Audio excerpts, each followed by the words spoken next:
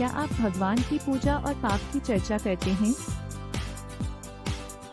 देखिए, भगवान की पूजा और पाप की चर्चा एक ऐसा समस्या है जिसे समझना हर किसी के वश की बात नहीं है। क्योंकि भगवान की पूजा तो सब कोई करते हैं, परंतु भगवान की बातों को, आज्ञाओं को, नियमों को और शिक्षाओं को नहीं मानते हैं।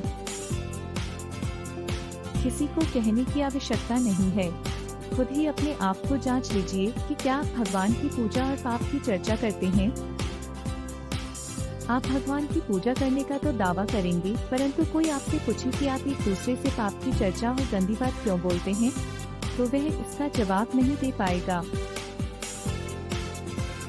देखिए, एक तरफ जो कोई भी व्यक्ति जो खुद को परमेश्वर या भगवान का भक्त कहता है,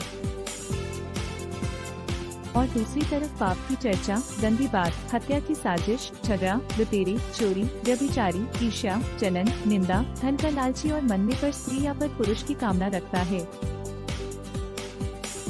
तो वह व्यक्ति भगवान का भक्त नहीं, बल्कि वह एक बहुत बड़ा पाखंडी है। क्योंकि वैसे लोग भगवान और दूसरे को नहीं, बल्कि खुद को ही ठगते हैं।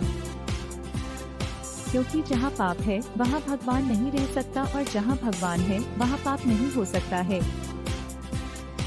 एक उदाहरण देना चाहता हूँ कि यदि आपका पुत्र कीचड़ में खेलकर घर को आता है, तो क्या आप उसको पहले अपने बगल में बैठने देंगे या ये कहेंगे कि पहले तू नहा कर आ, फिर बाद में घर में घुसना। देखिए, आप अपने जिगर के टुकड़े को भी कीचड़ या अशुद्ध होने पर घर में घुसने या अपने पास आने नहीं दे रहे हैं, तो आप ही बताइए कि हम आप या कोई मनुष्य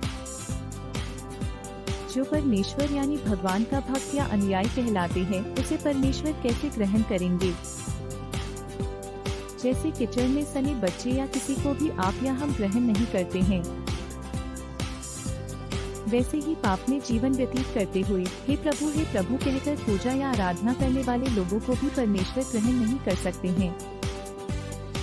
क्योंकि मत्ती 7:21 वचन में इस प्रकार लिखा है कि जो मुझसे हे प्रभु कहता है, उनमें से हर एक स्वर्ग के राज्य में प्रवेश न करेगा, परंतु वही जो मेरे स्वर्गीय पिता की इच्छा पर चलता है।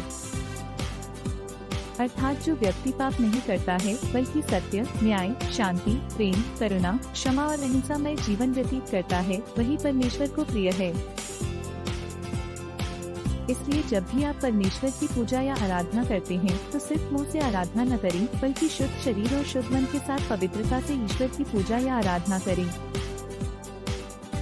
एक बात में सावधान रहें कि जो आपके शरीर और आत्मा को कीचड़ करने वाले पाप से हमेशा दूर रहें। एक दूसरे के साथ पाप करने की चर्चा न करें। गंदी बात अपने जुबान से न बोलें। गंदी आदत और गंदी देखना, सुनना बंद करें। दूसरे को ठेस न पहुंचाएं, बल्कि सच्चाई और ईमानदारी से जीवन व्यतीत करते रहें। जैसे आप कीचड़ या किसी भी प्रकार की गंदगी के साथ नहीं रह सकते हैं, वैसे ही भगवान यानी परमेश्वर भी किसी भी प्रकार की पाप और पापी के साथ नहीं रह सकते हैं।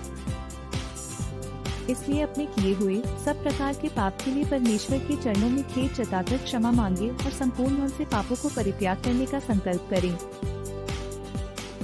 यह बात हमेशा याद रखें कि परमेश्वर मनुष्य नहीं है, इसलिए पापमय जीवन के साथ भक्ति करते हुए इसे प्रसन्न करना असंभव है। इसलिए पाप को छोड़ें, परमेश्वर को पकड़े, सत्य और ईमानदारी से जीवन व्यतीत करते रहें। धन्यवाद।